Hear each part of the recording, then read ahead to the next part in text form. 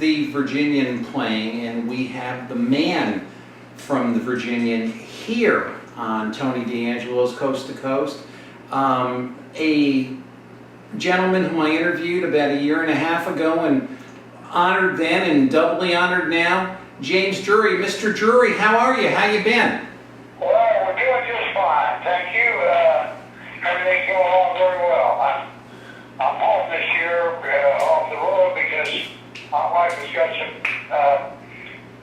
health problems that I've got to take care of and help her with, so I've been home all summer and I haven't been out on the road, but had a lot of real good comments from people all over the world wanting me to come back out. And of course, the main thing you have to remember is to take care of the people at home. So that's what I'm doing.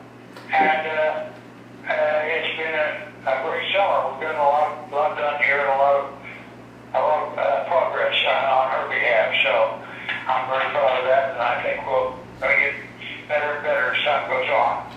Well, that's great, and there's many of your fans are listening and watching tonight, and we love your fans, I mean, because they love you, and it's one of the easiest things to interview you because there's just so many good things to talk about. And our mutual friend Karen, your assistant, told us about an appearance that you're going to be making in April 22nd to the 24th, 2016. Now, get this, folks. 9 other Virginian cast members will be with Mr. Drury at Cowboy Up for Vets in Swanton, Ohio. Can you tell us about that, Mr. Drury? Yeah, that's a wonderful event that we've been having for about, I think this is the 6th or 7th year that we've had it. And I started, went to the first one and went to almost all of them except the last year. This last summer I couldn't go. Last spring I couldn't go because of Carl Ann, my wife. But we think we'll be able to swing it this spring, and it is going to be the largest collection of Virginia cast members ever assembled in any of our reunions. So it's going to be a big time thing, and I hope people will come from all over the Northeast and get a chance to meet us and visit with us and talk about the old show and so forth. And it's for a great cause. It's to benefit veterans families in that area of Ohio, and we've raised a great deal of money over the years to the families and helped a lot of different people. So we're real high on it. They had a great year last year, and I'm hoping for an even better year this year. So we'll certainly hope that anybody who's listening can get up there and see us. Swanton is just a suburb of Toledo, and if you find Toledo on the map, go about half an inch west, and you'll see Swanton there, and that's where we'll be. So I'm sure there'll be plenty of promotion about it, but if you want to learn more about it, just go on the web and go to thevirginian.net, and then all the information is there. Well, you got some good Cowboys there. They're going to be following. I have no concerns about that whatsoever, Mr. Drury. They'll certainly follow you. But I was, in thinking about this, and we're before different people in the nighttime slot, and we're in the morning slot. And one question I didn't ask you the last time was, if you had not been an actor, what do you think you would have done? Well, I don't know. I started acting when I was 8 years old, and I was always just fascinated with it and studied it all my life, so I was not really prepared to do anything else or wanted to do anything else. But in the course of an actor's career, there are many, many dry periods where you can't get a job. And right. I worked at all kinds of things. I've driven a cab, I've worked in restaurants in various capacities. I've sold all kinds of stuff. I've sold insurance, and I've sold cars, and I've sold everything, and worked here in Houston. I was really involved for a while in the oil field industry and in the insurance field, and so I've just done all sorts of things to keep body and soul together. But my main profession is that of an actor, and I don't know what I would have done or been happy doing if I hadn't had that certain calling to go forward with that profession. I'm sure. I had a couple of times during the early years in California when I had vowed that if I didn't get something going pretty quick, I was going to go back up to Oregon where I was raised and go to work with a portable sawmill company that was owned by a cousin of mine. I almost did. I was ready to leave, and that's when the Virginia came up. So these things, there's a fate to them, and there's a flow to them, and you just have to go with it. You know, when it comes up, you have to be ready. And I guess I was. They let me know on the Friday night, along with Doug McClure, on the Friday night before the Monday morning we started to shoot, and we did it for 9 years, and then it was over. So that's kind of how things happen in the motion picture industry. But I don't regret anything. I'm delighted that I got to do the wonderful roles that I did get to play, and I'd sure like to play some more. But that's you know, you can't expect very much at this age. However, Sir John Gielgud was working in '97. I'm only 81, so I may get a job here sooner or later and be able to do some more acting. I hope so.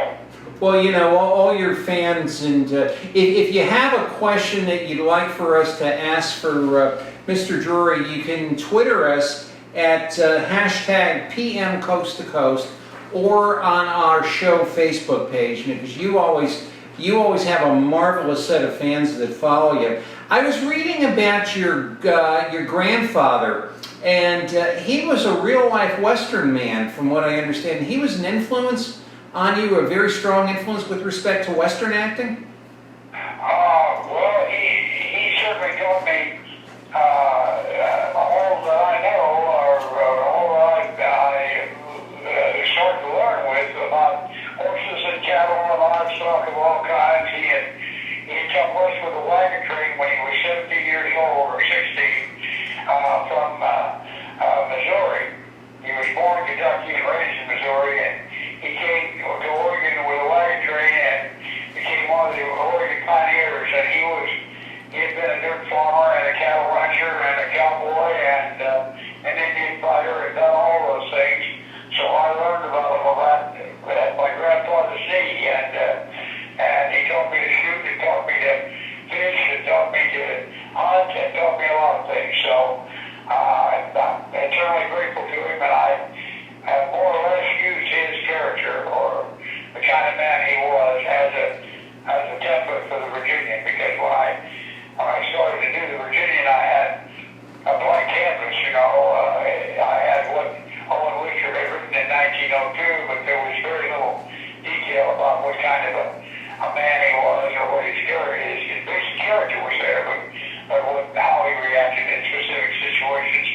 And so I kind of thought, well, what would Grandpa do? You know, and that kind of became the way I put the character together, and the way you see him on the screen now. So I owe a lot to my grandfather, and of course we all owe a lot to our grandfathers if they've been around us very much and helped us. So I certainly owe a lot to him, and I think about him all the time. His name was John Hezekiah Crawford, and he was a great, great guy, and a hard-working man, lived to be 97. So I hope I picked up some of his genealogy. We do too. We do too. And the amazing thing when you talk about the Virginian, to me, at least from what I'm reading, this had to be the most grueling shooting schedule probably ever in the history of entertainment. Can you tell us about that? Well, it was an awful lot of work. We certainly had to shoot at least 10 pages of script a day if we were going to get any and keep on our schedules at all. And we tried to shoot 10 or 12 pages of script every day, and sometimes more, sometimes less, but we just had to keep working around the clock to make our air dates. In fact, it took us 8 days to make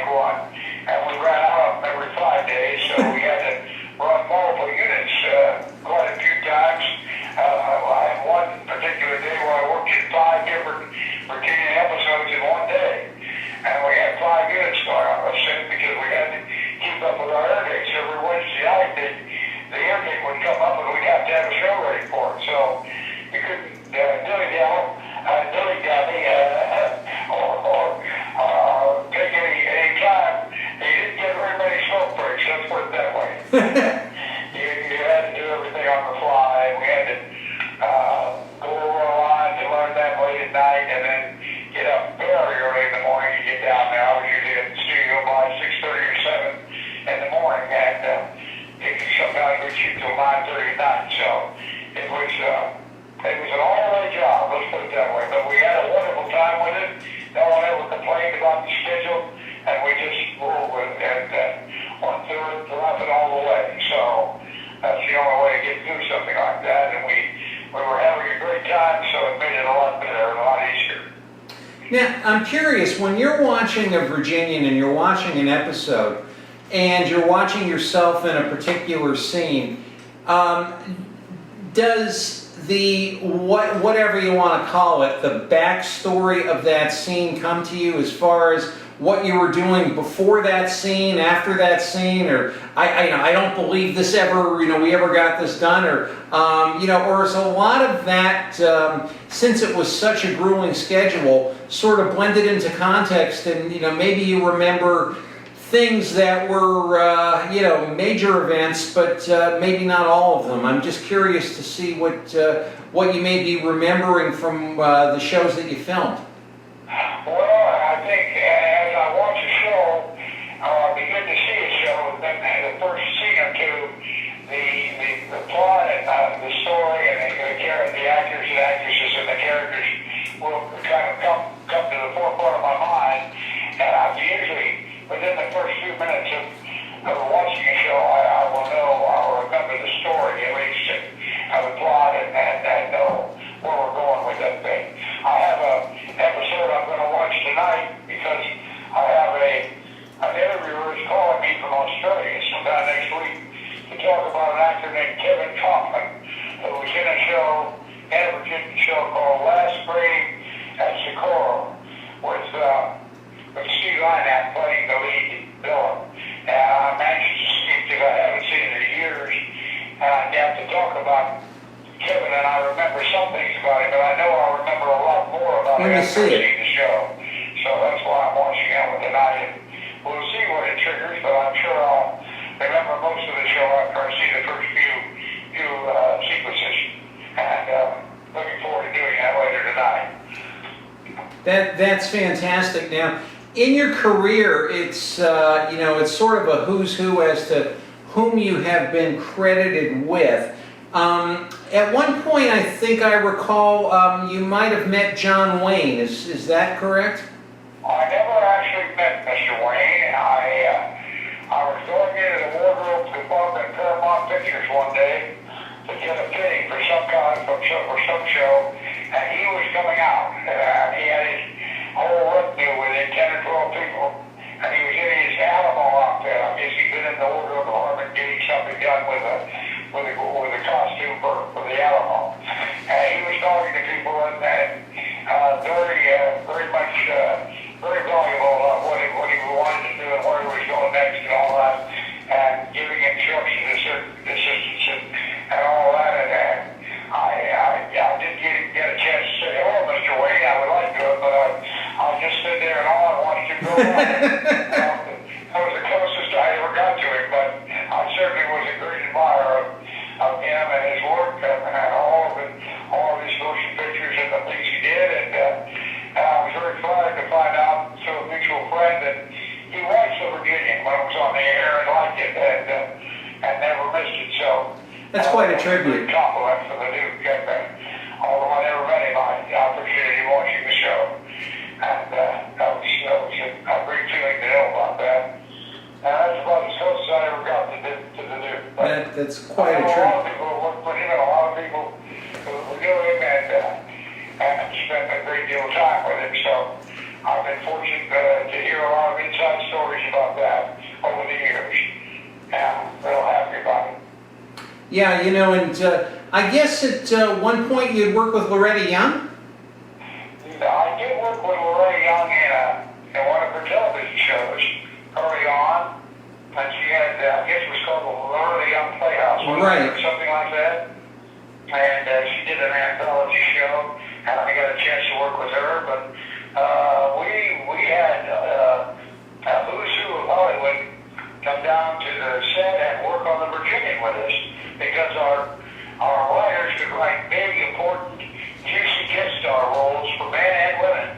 And when they That's saw true. those roles written out on paper, they wanted to play them, so they came and did the show. And we every week we had somebody wonderful to work with. We had George C. Scott and his wife Colleen Dewhurst and Joan Crawford and Betty Davis and Ralph Bellamy, and the list just goes on and on. We had Robert Redford at one time when he was starting his career, and Harrison Ford played a role in the Virginian when he was just starting out. So we worked with a lot of people that had become famous and people who were famous at that time for their performances. And so it was a great thing. Every morning I know I was going down the hill to work with somebody just grand, and naturally we had to bring our game up to match them, and that was what we did every day, and it was a great experience. And you know, it's when you saw these actors, these great actors, I mean, was there ever a time when you said to yourself, I'm really here with Joan Crawford, I'm really here with some of the others you mentioned, and did you have to shake yourself? Pretty much, or give myself a good pinch, because it's hard to believe that you'd be working with all those people, but I was extremely thrilled and happy to do it, and I wanted to take the opportunity to give them as much support as we could, and come up to their level of playing and all the scenes we had together, and that's something you have to just work at all day. So that's what we did, and it worked out in most cases very, very well. So I couldn't be happier with the supporting cast I had, and with all of the guest stars that came in. They all worked together like a smooth as a Swiss watch. So we were very blessed to have all that wonderful talent come to work with us. It's an amazing legacy now. You like to talk about your co-stars on the Virginian, and the last time I had you on, you shared some thoughts with those who. What's that again? You like to talk about. Hold on a second. Sure. I gotta turn this phone off. Okay. Got it now. Yeah, go ahead. You like to talk about your co-stars on the Virginian, some that are still with us and some that have passed on, and we get new people all the time. Can you share a few thoughts about the people you work with on the Virginian? Well, of course, I'd be happy to. Doug McClure was the co-star in the show, and he carried a lot of shows himself. He was a very fine actor and leading man, and very, very funny, great playing comedic roles, but he could play serious roles with great skill and great efficacy, and he did a combination of things on the show, but he just said it was an all-around great talent, and it was just a pleasure and an honor to work with him for those 9 seasons, and the other people in the cast that we had coming through, we had great experiences with all of them. Roberta Shore, of course, only stayed for the first 3 years, but she was a wonderful bright light in the show, and then we had some great young ladies that came in after her, Sarah Lane and Diane Roder, took over those places, and they both did very well in taking over those situations, and that spot in the show. And we went through an awful lot of people after we lost Gary Clark. He only stayed for the first 3 or 4 years. He was a great talent, and is a great talent. But he had left the show for one reason or another, and we had David Hartman at one point came in and took that part. The guy that went on to be a great talk show host. And Yes. we had what's his name? I can't think of it.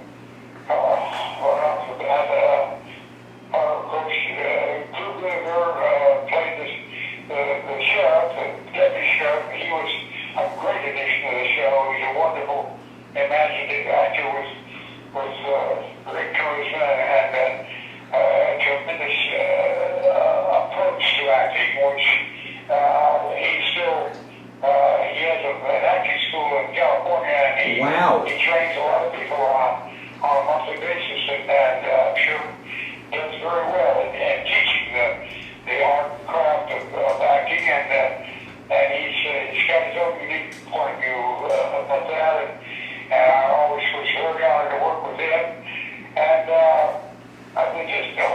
people came in and worked on the show. We had Don Klein, who was very, very interesting and very good to work with, and he's still with us, and we'll be up in Swan. And we had Randy Boone, who's just a very, very unique talent with his musical ability and all of his country style. So we really made good use of all the people that came through the show, and the only ones that really lasted the whole 9 years were me and Douglas Moore, and we went through it from the beginning to the end, and we're very, very happy we could do that.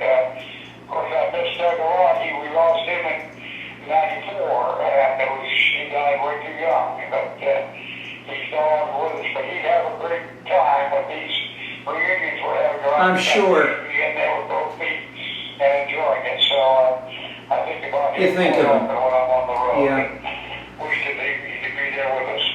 And I can only imagine you must have had some episodes filming with animals.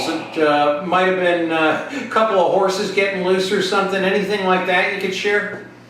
Well, there were always minor skirmishes and minor problems that came up from time to time, but we never had any real bad accidents or anything on the show. No one ever got seriously injured. Horse work was extensive, and we had to work with the horses all the time, and we did everything we could to keep everybody safe in that regard. But there were people who got sprains, and I don't think anybody ever broke a bone or anything that I know of. I remember one time we were in a fight with my stuntman, his name was Gary Combs, and we had rehearsed the fight with him playing my role, and then I stepped in and did the fight, and he took over the role of the other guy. A motion picture fight is choreographed like a dance, and you make a move here, and you make a move there, and one guy makes one move, and the other guy makes another. Right. Well, I made the moves as I had thought we had rehearsed them, and I apparently was one move off, or Gary was one move off, because he hit me in the side of the head, in the temple, so hard that within 2 minutes I had a bump there the size of a golf ball. Oh my dear. And we had to shoot from the other side of my head for the rest of the week until that bump went down. He hit me like a Missouri mule, and I saw stars, but he felt terrible. He wanted to stop, and I said, "Go on with it. You hear it in the other end of the film." I said, "Go on with it, go on with it." We went ahead and got the master shot, and then we could come in for close-ups and so forth. And I wanted to get the master shot so we didn't have to have it way over and do it again. But it sure did spark. When he hit me in the head, it was totally unintentional. He just zigged what I should have been tagging, whichever was off. I don't really know whether it was my fault or his fault, but in any case, one guy moved the wrong way, and I got hit. But it was just a total accident, and it was something we were able to cover for and get the master shot, and then we got some of those close-ups. I think we had to take a week or so later because of the swelling in my head, So, Well, things like that happen, but very seldom. We planned everything out, and constant awareness of and striving for safety at all times, and we did a damn good job, but we didn't really get anybody badly hurt. well, for certain. Bumped up, but nothing that sent anybody to the hospital that I know of. So, They talk we about were very lucky. We could have had a lot more injuries, but we didn't. they talk about don't watch law being made and don't watch sausage being made. I guess, well, don't watch pictures being made either. I guess it's really something. The and this is in our closing moments. What do you endeavor the enduring quality of the Virginian to? Why are people still watching it? Why do they follow you? What do they see in these shows that really we don't see anymore? In your estimation, what would you say, Mr. Drury, as to why people are still following the Virginian? Well, the show has a sense of majesty of its own that we never really were aware of when we were making it, but it has a long-standing strength, and I think the strength of it is the fact that we were showing the various members of the Frontier family and the people that work for them striving to do something very important in the Old West, which was feed the East. And we were raising cattle on a 500-acre ranch up there, 500,000-acre ranch in Wyoming, and sending our beef on to the people of the Eastern Seaboard and trying to fulfill a need, which is really what the cattle industry is all about. And I just always tried to represent the working cowboy, and I've been told by working cowboys that I did good, that I did represent the working cowboy. So we kind of try to keep us as true to the principles of how that would work, how you would make a ranch like that work and be profitable, and still keep the extreme warmth and loyalty that we had with all of our cast members as members of that family. And I think people react to that. I think people like to think about people doing something industrious with great adventure and great danger and jeopardy to the cast members of all the different adventures we went through, and see us come out on the other side. Western is a morality play. It must show the triumph of good over evil, and I think we did that handily every week. And the fact that we had the 90-minute format, and we're able to do a piece of entertainment as long as many feature films, 74 minutes and 30 seconds worth of film every week, was a big contributing factor because, as I said before, our writers could write very important testimonials from very fine and interesting actors and actresses, and they came and played with us in the show and brought a great deal of quality to what we were trying to do. So we were very lucky to have that format, and we were very lucky to have the people that came to play with us, and we just had the best of all possible worlds. So I think people still react to it because the stories are still viable and still are entertaining. So I'm very grateful, and I hope that people will be watching the show for many years to come. Well, and I'm doubly grateful having the chance to interview you once again. And believe it or not, we're out of time. And Mr. Drury, there's never enough time. We have announced and I'm going to announce this again, and I'm just going to go back here in my notes. On April 22nd to 24th, 2016, Mr. Drury will be with 9 other Virginian cast members at Cowboy Up for Vets in Swanton, Ohio. We're following you on Facebook, and we all know where to find you. And I am honored, sir. Continued health. Best to your wife, and thanks so much for being on our humble show tonight. I'm deeply touched and very much appreciative. Well, thank you very much, Tony, and I'd like to mention one thing before we go. At Swanton, we will have many performances from a group called the Black Swan Bandits, and they're a mounted shooting organization from Ohio that do shows all over the world, but they are really fast and really accurate, and they put on a great, entertaining cowboy action mounted shooting show. Man. So that's something that everybody will be able to enjoy if they come to Swan. And that sounds wonderful. Godspeed, Mr. Drury. We'll talk soon. Okay, thank you, Tony. Bye-bye. Bye-bye. And that was the legendary James Drury. Coming around third and heading home here on Coast to Coast. We will be right back at you.